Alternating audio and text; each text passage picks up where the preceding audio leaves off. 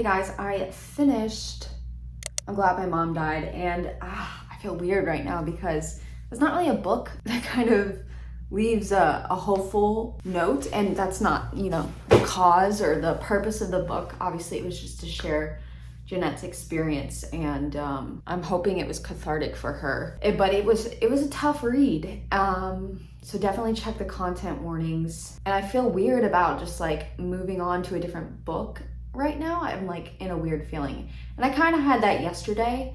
So I know once I start a new book, I'm gonna, just be fine. The second half of the book really focused on her time, because in her life she was a famous person. So it kind of had a different tone, but maybe it was just because when she was a kid and this weird stuff was happening and this abuse was happening, it almost felt like as a reader, she's gonna grow up and her mom dies, obviously. So you think that there's like a hopeful kind ofness to it, that she heals and like you think that's coming. But then I don't know why I was thinking that, because I know that once your abuser is gone, that doesn't mean that you're suddenly gonna be okay. So yeah, it was definitely, it was heartbreaking and hard to read, but also, as a book, it was very well written. And I think she's an excellent writer. And I know that is her career now as a writer. I think for TV, or I don't know, I hope maybe she'll do fiction, because I think she has excellent potential. I feel weird about rating this. This one I'm gonna give 5 stars because it was very, it's hard to separate a memoir when you're talking about ratings, because you have to approach it as a constructed piece of work and weirdly as touching or as emotional as it impacts you. And I feel like this one had both. So yeah. Okay, let's move on. I have to pick a new book. I'm unsure of what kind of tone I want now, because it'd be easy to say I want something light, but then again, I feel like I'm Glad My Mom Died was heavy, but it was also very emotionally provoking, which is a good feeling. I don't know. Also, I tried to make this morning very aesthetic, but it didn't work. It was raining, it was cloudy, I couldn't even see the sunrise. I spilled my coffee, but I guess that's very accurate for me. Out of the books on this list right now, the ones that are calling to me are these 4. 7 Days in June, which would be I kind of want a nice romance story. Everyone in this room will someday be dead, which is actually maybe a good choice because it is contemplative. It is a little funny in like a commentary on society kind of way, and it's short. Then I have The Invisible Life of Addie LaRue, which I've been saying since January. It has been on my TBR, but its size is intimidating to me just right now. And then Upgrade, just because it's new, it's blue, and what rhymes with those? Why am I blanking except for every word but glue? And that's it. That's all I can think of. It sticks on like glue. What? Guys, I'm looking outside and the male woman or man is right out there delivering my new book. Okay, I guess I'll read that one. I'm gonna put a poll up on Instagram and you can choose my next book. I think that'll be fun. So make sure to check the link down below and vote. I will keep it up until this video's been live for at least, I don't know, like 10 hours or something. Ooh, that's so exciting. Got it. This is another mystery book. Oh, sorry, I thought the mailman was coming to the door. I think it's like a retelling of that one, A Wicked Wink to Agatha Christie's And Then There Were None, which I never read, but I feel like I've heard the plot of 100 times. Basically a bunch of people in like a house or a room and they keep dropping off. And so someone's obviously killing them. I don't know who's guilty in the original story, so maybe I wanna read that in case there's a wink to it in here. It has a little map. That's always cool. And it says, a note from the author's agent. I received this novel just after Christmas last year. They don't know who it's from. This must be fictional because we know who it's from. First sentence is, I was born with a broken heart. I'm suddenly not sure I want to read this right now. Yeah, I don't think another mystery this quickly after just finishing a great one is gonna do it for me right now. I did just read the entire plot of And Then There Were None, and I kind of wish I had read it because it sounded pretty good. You know what I've had for a while and I've heard great things about is Nothing to See Here by Kevin Wilson. Oh, it smells so good. This is about, I think, a kid who just bursts into flame. Like, this is not an exaggeration or a metaphor. I think it's actually happening. Lillian and Madison haven't spoke since they were inseparable roommates at boarding school, but now, more than 10 years later, Madison needs Lillian's help in raising her twin stepkids. The catch is that the twins spontaneously combust when they get agitated, their skin igniting with beautiful, startling flames. Lillian accepts the job, and over one humid, demanding summer, everything she thought she knew about love, family, and empathy is turned completely and irreversibly upside down. So it sounds like it's gonna be a little fantastical, so maybe found family.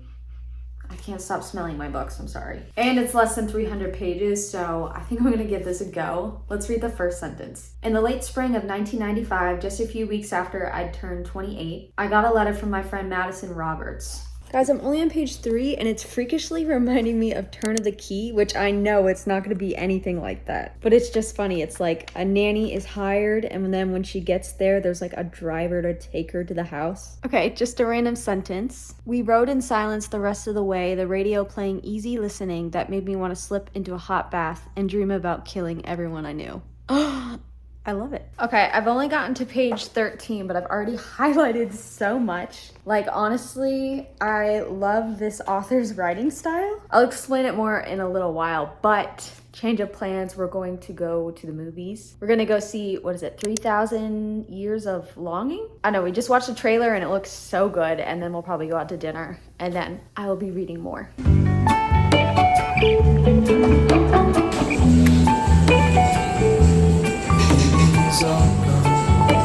The movie was sold out. It sucks. We walked right in, tried to get a ticket. All the seats were gone. And it just so happens that it was a day that all tickets were $3 at the movies, which obviously is why everything was sold out. We had no idea. That would have been great. But we're gonna go tomorrow with our friends and grab some dinner. I'll try to discreetly film maybe a clip of it all, but my friends don't know I have a booktube, so that could be potentially awkward. We will see. I have gotten to page 64 in Nothing to See Here, and I am loving it. Like, instantly, I could tell that this was a book for me. It was just the tone of the writing and of the character. Our main character's name is Lillian. I did mention when I read the synopsis that Lillian and Madison went to boarding school, and there were a few pages of the description of the time back then, and honestly, I could read a whole book about that. Lillian is kind of from a poor place, and Madison is this rich girl, but they're both very weird, and they both have this bond. But I think on page 18, we find out that Madison got in trouble for having cocaine, and Madison's father offered Lillian's mother $10,000 for Lillian, our main character, the poor girl, to take the fall for it. So first of all, Lillian didn't even get a hint of that money or the option to say yes or no to that. Her mother just took the money. It was a pretty shitty thing to do, and Lillian got kicked out, and she was very ambitious and she wanted more for herself. And then Madison ended up being rich. She's married to a politician, and Lillian's been working at a couple just like random stores. Despite that though, the two of them, they have, in present time, come back together for the task of Lillian taking care of Madison's step-fire children. And despite that kind of horrible thing that transpired between them, they have kept up a pen-pal relationship pretty solidly for the past 15 years. And now that they're together in person, they're very close. I stopped right before the children were coming to the house because I wanted to talk about a couple things. First of all, these are all just funny things, but also like stylistically just my type of thing. So this is the type of writing that is random and funny, but also kind of crass, but also innocent. It is just like this magical mix to me. And it's like this beautiful blessing just to read it. The first time I noticed it, it was on page 4. We rode in silence the rest of the way, the radio playing easy listening that made me want to slip into a hot bath and dream about killing everyone I knew. The way my brain cells just fired at that sentence. I was like, LOL, what? She just seems like this relentlessly smart person, Lillian does. She said, "I wasn't destined for greatness, I knew this, but I was figuring out how to steal it from someone stupid enough to relax their grip on it." And then she goes to this boarding school, and her mom says, "You can come back home anytime, sweetie," she said, "but I imagine that I'd kill myself if I had to do that." Which is obviously not funny, but I laughed out loud. And then the way that Lillian is like secretly so attracted to Madison is just so delicious. So Madison is talking about how she wants to get so big and important and powerful that if she fucks up, she will never get punished. And Lillian says, "She looks psychotic as she said this. I wanted to make out with her." So I guess it's not, secret. Lillian really talks about how what they have in common and what brings them together is how weird they are, and how outside of their little friendship, at least Madison has to hide it because she's this beautiful, popular, rich girl. But occasionally the weirdness like spills out of her. So yeah, absolutely having the best time reading this. And it's giving me everything I want. It has intrigue. It has a little bit of fantasy in it. It has this close friendship between the girls, but it's almost like this could either be a story where they are so close and it continues throughout the whole story and it gets stronger, and then maybe they run away together with these fire children and live happily ever after.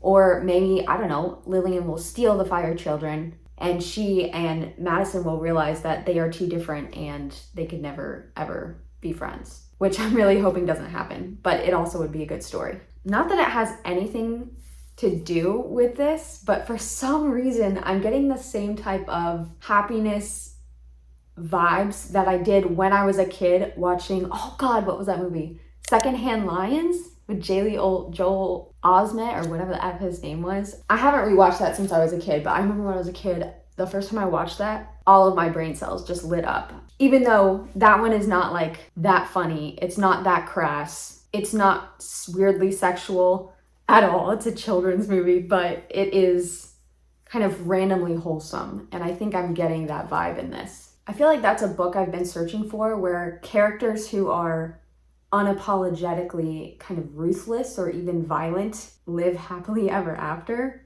and have a wholesome life and experience. I have no idea what's gonna happen, but so far this is 5 stars. Guys, I just edited what I had and I think I'm gonna call it for tonight. I've only read 269 pages, which is less than yesterday, but this video is already 15 minutes long and I think that's long enough. Plus I stopped at such a good place in Nothing to See Here, so I'll be just extra excited to finish it tomorrow. So I read 206 pages roughly of I'm Glad My Mom Died and 63 pages of Nothing to See Here. A total of 269 pages. I have now completed 2 books and I've read in total for the September series 614 books. I wish I had read more today. I got a little more distracted than I did yesterday, so I need to try to focus a little bit more. Thank you so much for watching and listening to me blab about books for 15 minutes. Make sure to go vote on that poll on Instagram if you have one, and I'll see you tomorrow.